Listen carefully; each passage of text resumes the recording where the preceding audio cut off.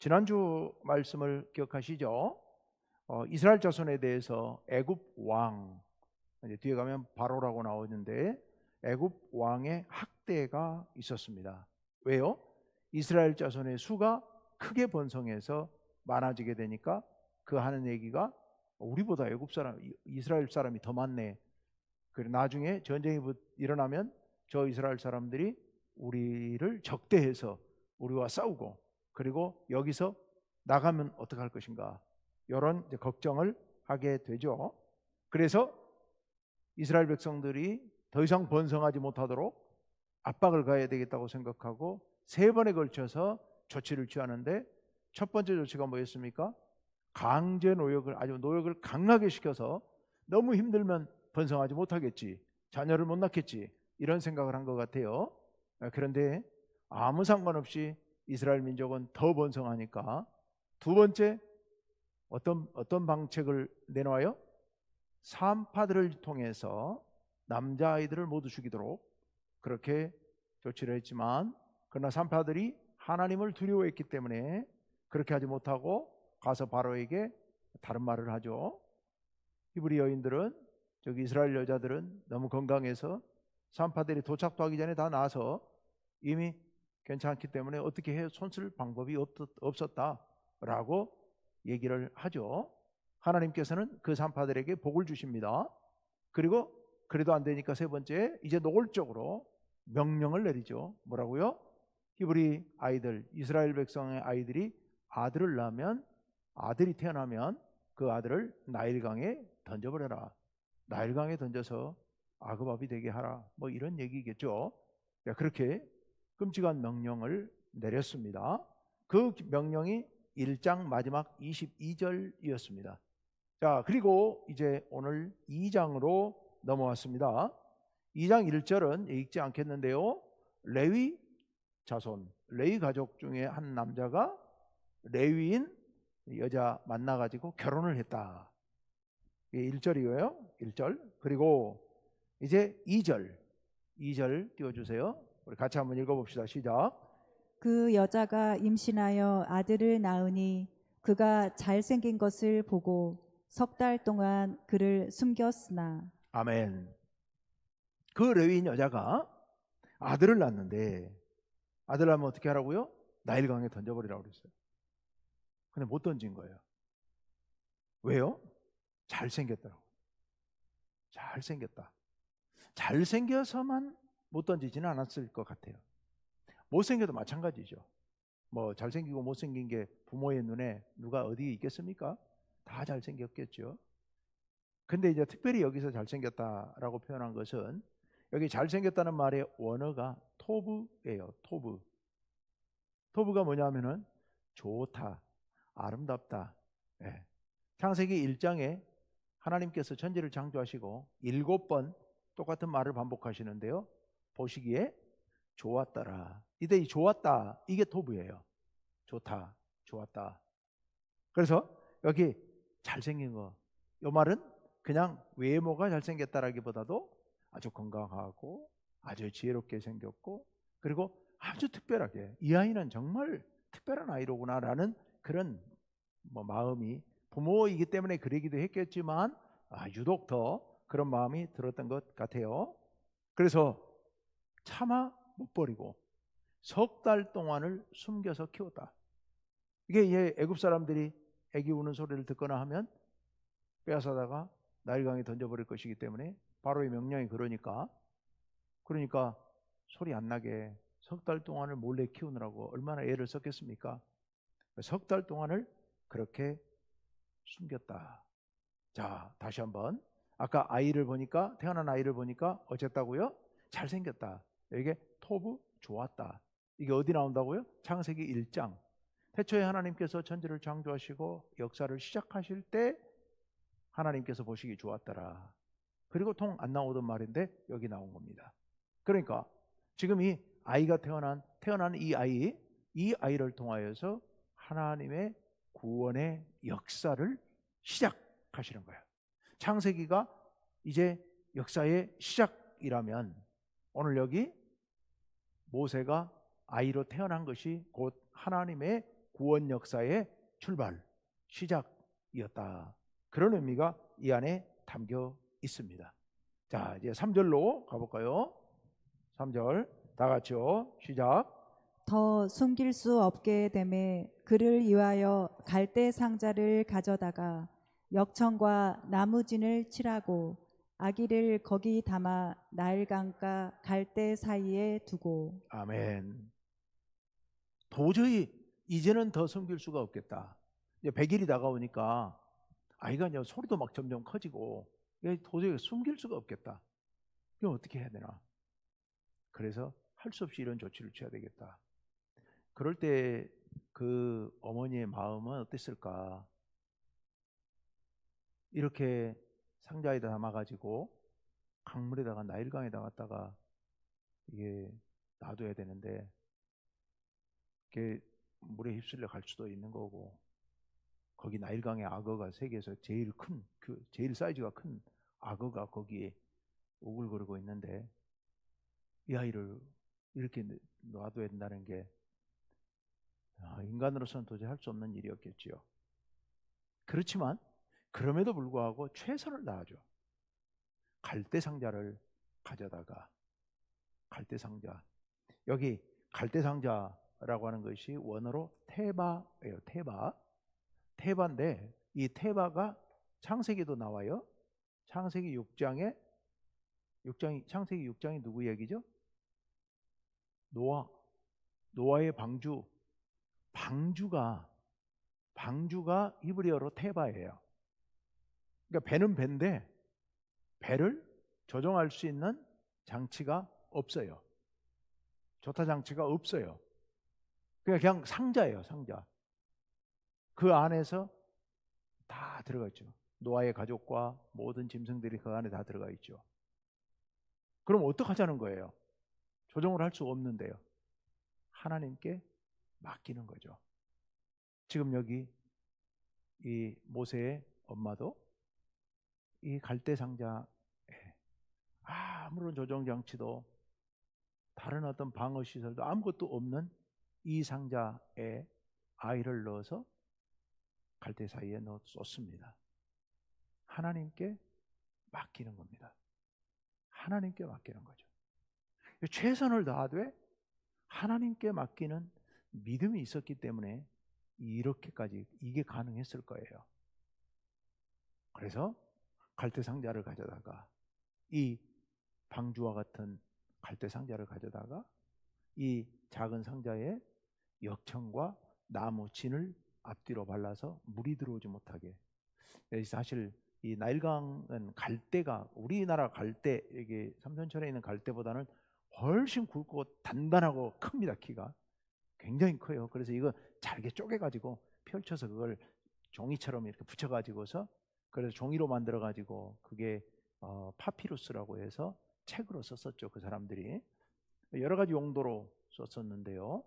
그런데 그 갈대로 배를 만들어서 그 사람들은요, 갈대로 만든 배, 이게 가볍고 엄청 빨라서 나일강을 움직이는 주로 운항하는 많은 배들이, 상당수의 배들이 쾌속선이 갈대로 만들었다고 그래요. 갈대를 엮어서 물에 띄워서. 그런데 어쨌든 그런 배와 같은 작은 상자를 만들고 거기에 역청이 이제 지금 아스팔트 같은 그런 거죠. 역청, 그리고 나무 진 이런 걸 발라서 물이 새지 못하게 하고 그 안에 아이를 넣어서 갈대 사이에다가 놔둔 거예요. 갈대 사이에. 왜 갈대 사이에 놔뒀겠습니까? 떠내려가지 못하게 한 거죠. 거기 있으면, 그래도 갈대들 사이에 있으면 떠내려가지는 않을 테니까. 그래서 갈대 사이에 두었다. 그 다음에 4절에 가서 보면, 4절 제가 읽을게요. 그의 누이가 어떻게 되는지를 알려고 멀리 섰더니, 이 누이가 이제 나중에 출애굽기 16장, 출애굽기 15장, 16장이죠. 출애굽기 15장, 15장에 가서 보면은 거기에 그 노래가 나오는데 거기 미리암, 어쨌거나 이 어린 누이를, 그 누나를 갈대 사이에 좀 떨어진 곳에서 갈대 상자가 어떻게 되는지를 지켜보게 그렇게 합니다. 그러니까 지금 이 엄마가 자기가 할 수 있는 최선의 모든 방책을 다 동원해서 지금 이런 조치들을 취한 겁니다. 그리고 나서 하나님께 맡기는 거죠. 주님께서 이 아이의 생명을 지켜주옵소서 기도하는 마음으로 아마 그렇게 했을 것 같습니다. 자, 이제 그 다음 5절과 6절을 같이 비비들어 봅시다. 다 같이요. 시작. 바로의 딸이 목욕하러 나일강으로 내려오고 처녀들은 나일강 가를 거닐 때에 그가 갈대 사이에 상자를 보고 처녀를 보내어 가져다가 열고 그 아기를 보니 아기가 우는지라 그가 그를 불쌍히 여겨 이르되 이는 히브리 사람의 아기로다. 아멘. 바로의 딸이, 이 바로가 출애굽할 때 당시에 그 바로였던 람세스 2세인지 그 아버지 세티였는지는 잘 몰라요. 둘 다 오래 통치를 했는데 어쨌건 그 바로의 딸이 아마 람세스의 딸이었으면 람세스의 딸이 59명이에요. 59명. 공주만 59명. 59명 중에 한 명이었겠죠. 그래서 바로의 딸이 목욕하러 나일강으로 내려왔어요. 내려왔다가 시녀들은 나일강가를 거닐고 있고 이제 혼자 갈대 사이에서 목욕하러 들어갔다가 이 모세의 갈대 상자를 발견하게 된 거죠. 갈대 사이의 상자를 보고 시녀를 시켜가지고 그걸 가져오게 하고 그 뚜껑을 열고, 뚜껑이 아마 덮여 있었던 것 같아요. 뚜껑을 열고 그 아기를 봅니다. 아기가 울고 있었겠죠. 그래서 아기가 우는지라 그가, 바로의 딸이, 공주가 그를, 모세죠, 그를 불쌍히 여깁니다. 불쌍히 여겨 이르되 이는 히브리 사람의 아기로다. 히브리 사람의 아기라는 표시를 안 했어도 아마 알았겠죠. 왜냐하면 자기 아버지가 히브리인의 아이들을 다 나일강에 버리라고 그랬으니까. 그래서 이 아이가 여기 있구나 하는 것을 보고 눈치챘을 가능성이 많죠. 그래서 이 아이는 히브리 아기로다 라고 이야기를 했다는 거예요.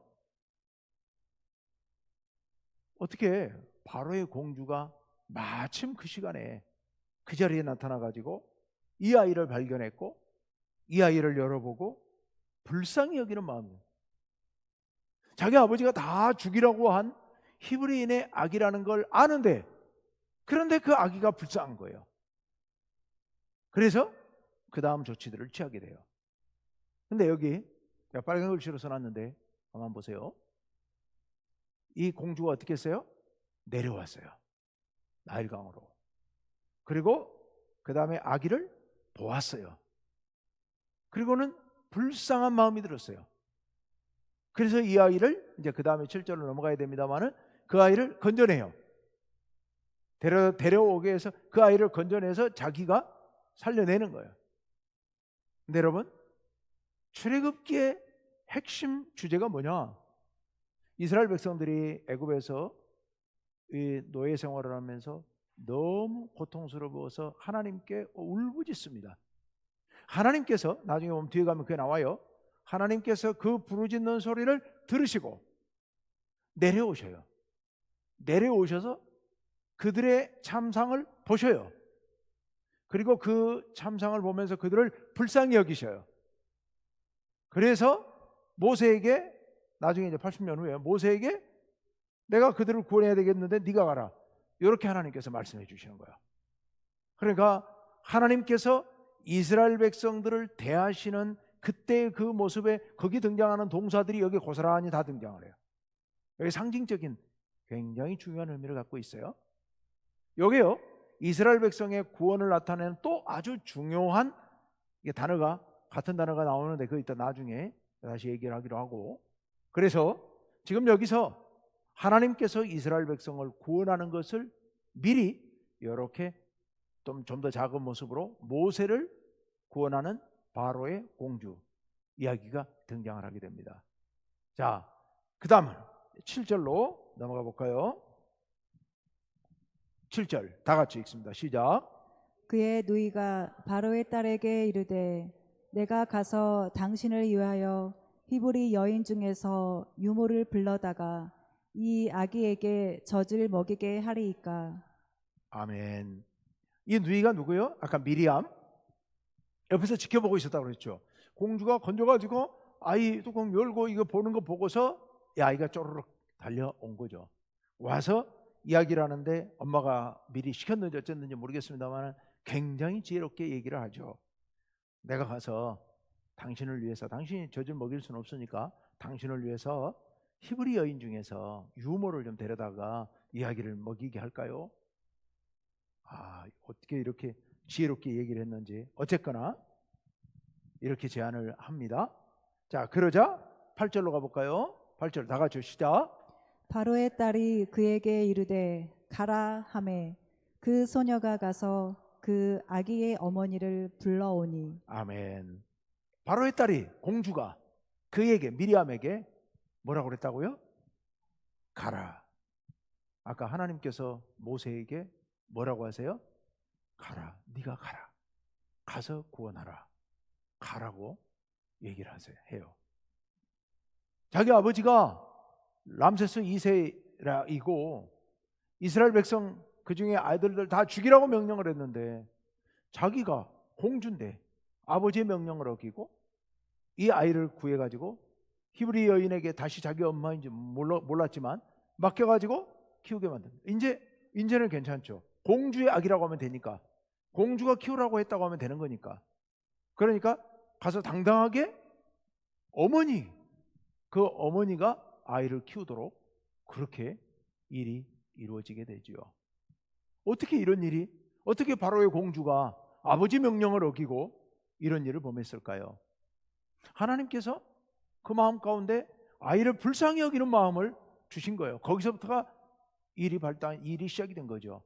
아이를 보고 너무 불쌍한데 이 아이를 도저히 버릴 수가 없는 거예요.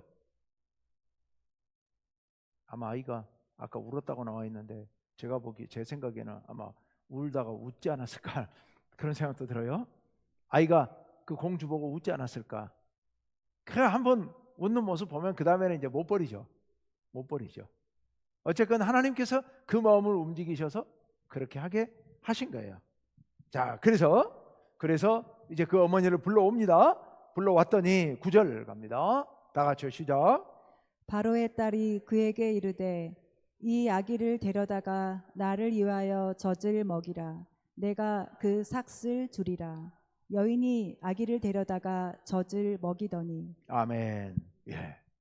바로의 딸이 그렇게 하라고 그래서 이제 오니까 이 아이 데려다가 젖을 먹이라.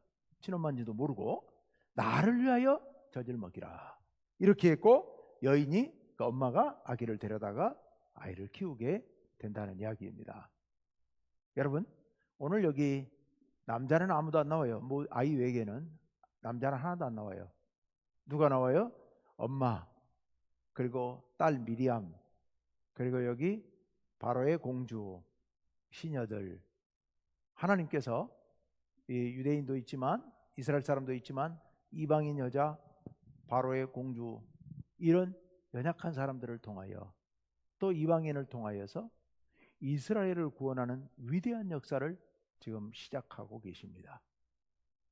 여러분, 하나님께서 사용하시는 사람은 건강하고 지혜롭고 지위가 높고 명성이 있고 돈 많은 사람 아닙니다.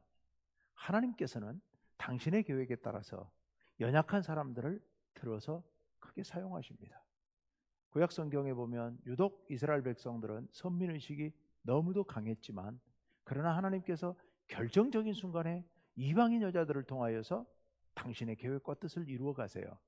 우리가 잘 아는 것처럼 출애굽 당시에, 출애굽 이후에 가나안 본토 점령 들어갈 때 기생 라합을 통하여서, 그리고 그 라합이 예수님의 조상의 족보 안에 들어가게 되죠. 또 룻을 통하여서 연약한 이방인 여인이 그 나오미를 돌봐주게 만들고, 그리고 그 일을 통하여서 다윗이 그 가문에서 태어나게 되고, 그리고 이후에도 보면 이방인들을 통하여서 여자는 아니지만 이방인들을 통하여서 위대한 역사를 이루는 일들은 그 뒤에도 사방에서 곳곳에서 등장하게 됩니다. 여러분 신약 성경에도 보면, 특히 사도행전에 보면 많은 이방인 제자들이, 사도 바울을 통해서 복음을 듣게 된 많은 이방인 제자들이 위대한 복음의 역사를 이루어가게 됩니다. 우리 인간의 생각과 하나님의 생각은 너무 다르죠. 하나님께서는 연약한 사람들을 들어서 귀하게 사용하시는데요, 오늘 이스라엘 백성들을 구원할 위대한 구원자 모세를 세우시는데, 모세를 살리시는데 여인들의 섬세한 손길을 통하여서 그 일을 이루어가고 계십니다. 자, 이제 바로의 공주의 아들이 됐으니까 가장 안전한 모습으로 살아갈 수 있게 된 거죠. 마지막 10절 말씀을 같이 읽어봅시다. 다 같이 시작. 그 아기가 자라매 바로의 딸에게로 데려가니 그가 그의 아들이 되니라. 그가 그의 이름을 모세라 하여 이르되 이는 내가 그를 물에서 건져내었음이라 하였더라. 아멘. 아멘. 아이가 자랐습니다. 보통은 이 당시에 젖을 보통 2년이나 3년 정도 젖을 먹여서 그 다음 뗐으니까 그러니까 우리 나이로 하면은 뭐 3살, 4살 이렇게 됐겠죠. 그때까지 엄마가 키운 거예요. 근데 여러분 젖만 먹였겠습니까? 그 엄마가 유대인 이스라엘 백성으로서 히브리인으로서의 어떤 정체성을 알게 모르게 아이에게 조금씩이라도 그래도 교육을 시켰던 것 같아요. 그리고 나서 이제 젖될 때가 돼서 공주에게로 데려다 주니까 공주가 그 모세를 자기 아들로 삼았다. 자기 아들로 삼았다. 그래서 이름을 붙여줬는데 그 이름을 모세라고 붙여주게 되었다. 왜냐하면 내가 그를 물에서 건져내었음이라 하였더라. 근데요, 사실은 이 모세라는 말이 이집트에 모세라는 이름이 많아요. 예를 들자면 이때보다 좀 더 앞으로 거슬러 올라가면 유명한 왕 중에 투투모세가 있어요. 투투모세. 모세라는 말은 이집트어로는 아들이라는 뜻이에요. 투투는 토트를 이야기합니다. 이집트의 신화의 지혜의 신인 토트. 그래서 투투모세는 토트의 아들, 지혜의 신의 아들, 이런 이름이에요. 그럼 여기 모세 역시도 이집트식으로 말하자면은 아들, 내 아들, 이런 의미가 되겠고, 그러나 이스라엘 히브리어로 말한다면은 물에서 건져낸 자, 물에서 건져낸 자. 근데 모세가 물에서 건져낸 건 아니잖아요. 건져냄을 받은 자이죠. 근데 왜 건져낸 자라고 말하느냐? 이건 또 아주 결정적으로 중요한 의미가 있습니다.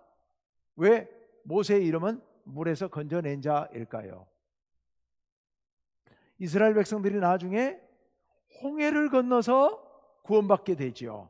그러니까 출애굽의 역사의 가장 극적인 장면은 홍해 건너는 이야기예요. 홍해를 건너는 이야기. 홍해 바다 물 가운데를 가르고 하나님께서 그들을 구원해 내셨죠. 누구를 통하여? 모세를 통하여. 그래서 모세를 물에서 이스라엘 백성을 건져낸 자, 이렇게 이름을 붙일 수도 있었을 거예요. 그러니까 이게 이제 이 이름이 처음부터 이름이었는지 나중에 붙은 이름이었는지 명확하지는 않지만 어쨌거나 바로의 공주는 어쩌면, 성경은 이렇게 적었지만 바로의 공주는 어쩌면 내 아들, 이런 의미로 모세라고 붙였겠지만 이스라엘 백성들은 그 의미를 강물에서, 나일강에서 건져냄을 받았고 우리를 홍해에서 건져낸 우리의 지도자, 이런 의미에서 모세라고 불렀을 거예요. 그렇게 생각해 보면 여러분 오늘 밤에 갈대 바다 가운데서, 나일강가의 갈대숲 가운데서 바로의 공주에 의해서 건져냄을 받아서 살아난 이 모세 이야기가 사실은 뒤에 이스라엘 백성들을 홍해에서 건져낸, 홍해가 다른 말로 그쪽 언어로 본다면은 이게 갈대바다에서 건져낸 갈대바다가 될 수도 있거든요. 그러니까 오늘 갈대숲 가운데서 건져냄을 받은 모세가 나중에 홍해에서, 갈대바다 홍해에서 이스라엘 민족을 건져낸 자가 될 수 있는 겁니다. 어쨌건 하나님께서 이렇게 정말 세밀하게 요 모양 저 모양으로 모세를 살려내셔서 그가 이스라엘 백성을 이끌도록 구원하도록 그렇게 이제 준비를 해 가고 계시는 모습이 오늘 여기 있는 모습입니다. 자, 오늘 말씀을 통해서 다시 한번 봅시다. 전체를 한번 우리 생각해 봅시다. 하나님께서 지금 아까 모세가 태어난 모습을 엄마가 보니까 아주 잘생겼더라, 이게 좋다라는 의미인데, 이 말은 태초에 쓰인 말이다. 그래서 하나님께서는 모세를 통해서 새로운 역사, 이스라엘 백성을 구원해내는 새로운 역사를 지금 출발하고 계신다. 하나님께서는 오늘 주님 앞에 헌신하는 우리들을 통하여서도 하나님의 새로운 역사를 오늘 시작하실 수 있을 줄로 믿습니다. 우리들도 하나님의 손에 붙들림 받아서 이렇게 새로운 역사가 시작될 수 있도록 우리 자신을 하나님께 드릴 수 있다면 좋겠습니다. 자, 두 번째 한번 생각해 볼까요? 파라오의 계획은 뭐였습니까? 바로의 계획은 뭐였습니까? 이스라엘 백성들의 남자아이가 태어나면 다 홍해다, 아니 나일강에다 집어 던져가지고 아그바비 되게 만들고, 그래서 이스라엘 백성들을 약해지도록 만드는 거, 이게 그의 계획이었고, 그 가운데 바로 모세가 태어났으니까 모세는 파라오의 계획에 의하면 나일강에 던져져서 아그바비 될 수밖에 없는 처지에 있었다. 그런데 하나님께서는 오히려 그 일을 역이용하셔서 바로의 공주의 아들이 되게 하시죠. 그렇지 않았으면, 여러분, 바로가 그런 계획을 세워가지고 나일강에다 던져버리라 뭐 그렇게 하지 않았으면 모세가 바로의 공주의 아들이 될 리가 없잖아요. 근데 여러분, 바로의 공주의 아들이 됐다는 것이 이게 사실은 엄청난 특권입니다. 그 당시 이집트에는 이 왕자들을 교육시키는 공식 교육기관이 있었어요. 이게 이집트가 당시 학문적으로 세계 최고로 발달해 있었고, 그 이집트에서 이 모세는 왕궁 학교에서, 왕자들이 교육받는 학교에서 훈련받고 교육받고 성장을 한 거예요. 그러니까 이집트의 당시 최고 학문을 다 배운 사람이 바로 모세입니다. 그게 여러분, 바로가 이런 수작을 안 부렸으면 이렇게 될 리가 없잖아요. 근데 바로가 머리 써가지고 이런 악랄한 일을 꾸몄더니 하나님께서 그 일을 역이용하셔가지고 모세라고 하는 위대한 지도자가 훈련받고 양성되도록, 양육되도록 만들어 가셨다고 하는 사실이요. 여러분, 하나님의 지혜, 하나님의 지극히 미련하다는 얘기는 지극히 작은 지혜, 지극히 작은 지혜라도 인간의 가장 큰 지혜보다 뛰어나고 더 지혜로우신 줄로 믿습니다. 하나님께서 그렇게 사용하신, 하나님의 지혜를 통하여 사용하신다는 것을 믿고, 인간의 지혜는 한마디로 말하면 잔머리잖아요. 그러니까 우리 잔머리 울리지 말고, 세상을 살다 보면 저도 뭐 그렇게 또 그럴 때가 있습니다만은, 제일 안타까운 것이, 저는 제일 때는 제가 안 보이니까 잘 모르고, 남들이 하는 거 보면 제일 안타까운 것이 열심히 잔머리를 굴리는 모습들이 정말 안타까워요. 하나님 앞에서 그게 아무 소용없어요. 아무 의미 없어요. 우리 하나님께서 좋은 길로 인도해 주실 때, 그럴 때 좋은 열매가 맺어질 줄로 믿습니다. 여러분, 세 번째로 아까 말씀드렸습니다만 가장 연약한 여인들을 통하여서 오늘 이 모세를 준비시키는 모습을 봅니다. 여러분, 우리 비록 연약할지라도 하나님께서 우리를 사용하시면 이렇게 우리를 통해 위대한 일을 이루실 줄로 믿습니다. 마지막으로 한 가지만 더 봅시다.